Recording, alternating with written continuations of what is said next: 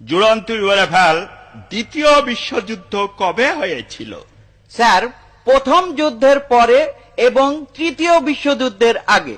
ফজা, জি sir. তোরও কি তাই মনে হয়? হ্যাঁ, তাই মনে হয়। মানে বাস্তব জিনিস তো মনে হবে নাকি? না মনে হবার কি আছে? ঠিকই তো বলল।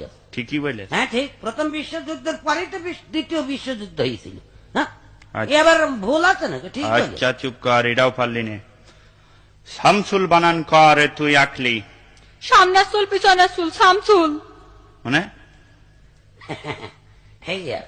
ঠিকই আছে। হ্যাঁ, ওরা যা বল সব ঠিক। একটা বে ঠিক আমি পাইনি পর্যন্ত। তুই বল, নলেজ মানে কি? নলেজ, হুম, নলেজ মানে যার লেজ নেই স্যার। চার লেজ নেই। লেজ নেই। এ তো দইলে পুড়ে মলামে কি করে সহ্য করবে, শেষ করে দিলে যে। নলেজ মানে তার লেজ নেই। ওয়েলকাম মানে তুই কি বলে ফেলা? স্যার, তেল আসতে।